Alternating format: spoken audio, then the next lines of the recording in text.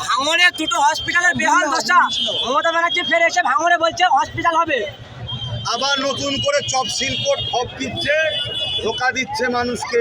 মাথায় রাখবেন, হসপিটালটা যাকে তৈরি করতে দেওয়া হয়েছিল সে করেনি, কিন্তু ইসলামিয়া হসপিটাল ভাঙড়ের এই হসপিটাল তৈরি করবে।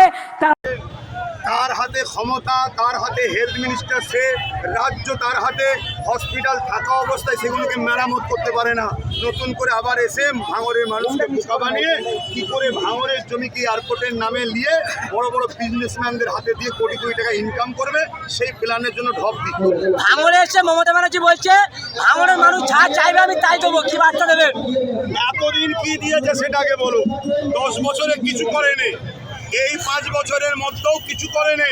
লাস্টে 1 বছর শুধু ভাঙড়কে লিবার জন্যে শুনছি নাকি অঞ্চল থেকে কিছু রাস্তাঘাট এটা সেটা করছে, তাও শুধুমাত্র বিরোধী শূন্য করবে বলে, বিরোধী চাপ আছে বলে। সবচেয়ে বড় কথা, মানুষ রাজনীতির সচেতন নয়। একটা এমএলএর কাজ কি? একটা এমএলএর 3.5 কোটি টাকা তার কোটা, 3.5 কোটি টাকা সে খরচ করবে, তাও রাজ্য সরকারের মাধ্যম দিয়ে আসবে। দ্বিতীয়, এমএলএর কাজ হলো বিধানসভায় গিয়ে তার বিধানসভায় যা প্রয়োজন সেই কথাটাকে তুলবে, নোট হবে, ওই রাজ্যের যে সরকার সে করবে। নওশাদ বিধানসভায় তুলেছিল হিমঘর করার কথা, এই সরকার করেনি। ভাঙড়ের কলেজ, নতুন করে আইটিআই কলেজের কথা করেনি। হসপিটালকে সেবার কথা বলেছিল, করেনি। আরও অনেক কিছু, তো আপনারা তো সবই শোনেন, সে কোনোকে ভাঙড়ে করেনি। পঞ্চায়েতের হাতে বছরে 5 কোটি করে আসে, 10 কোটি করে আসে, সেই টাকা আজকে 15 বছর পঞ্চায়েত তাদের হাতে, তারা করছে কি? আর 3.5 কোটি টাকা একটা ভাঙড়ের এমএলএ 3.5 কোটি পায়, বা যে কোনো এমএলএ 3.5 কোটি দিয়ে কি করেছে না করেছে প্রতিটা বুথে বুথে ঘুরে দেখুন। ভাঙড়ে লোকসভা ভোটে প্রতিশ্রুতি দিয়েছিল 100 কোটি টাকার কাজ হবে, শুধু ভাঙড় বিধানসভাতে এত উন্নয়ন কেন? আজকে যিনি প্রতিশ্রুতি দিয়েছিলেন লোকসভায়, তিনি এমপি সাহেব কোথায়? ভাঙড়ে দেখা যাচ্ছে না কেন? আপনারা খবর রাখেন।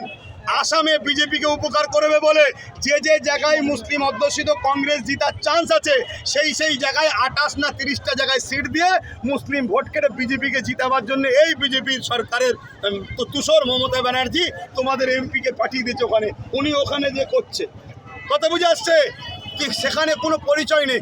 গোয়াতে, মণিপুরে, সব জায়গাতে বিজেপিকে সব সুবিধা করার জন্য 15 কোটিটা 30টা করে সিট দিয়ে সেখানে কিচ্ছুই নেই, জবানা জব্দ হয়ে যায়। এখানে আমাদের যেভাবে ফ্যান ফলোয়ার তার কিছুই নেই, সেখানে বিজেপিকে উপকার করছে। সবচেয়ে বড় বিষয় হচ্ছে মণিপুরের সরকারটা হতো না যদি সেখানে শাসক তাকে সাথ না দিত। ভাঙড় বিধানসভাতে আপনার কথা শুনে আইএসএফে ভোট দিয়েছিল, বা আপনার দলে ভোট দিয়েছিল, এবং 26শে বিধানসভা ভোট সব থেকে বেশি ভাঙড় বিধানসভাতে উন্নয়ন হয়েছে বিরোধী থাকার জন্য। কি বার্তা দেবেন ভাঙড়ের মানুষের জন্য? আমি একটাই কথা বলবো, সংসদীয় রাজনীতিতে বিরোধী না থাকলে নেতা নিজেকে খোদা মনে করে ফেলবে। দেখছেন না একে অপরকে আল্লাহ বলছে। অতএব বিরোধী যত শক্তিশালী হবে কাজ তত হবে, তাই বিরোধী আরও দরকার। শুধু একটা ভাঙন না, এটা দেখে সব জায়গার মানুষ শিখুন।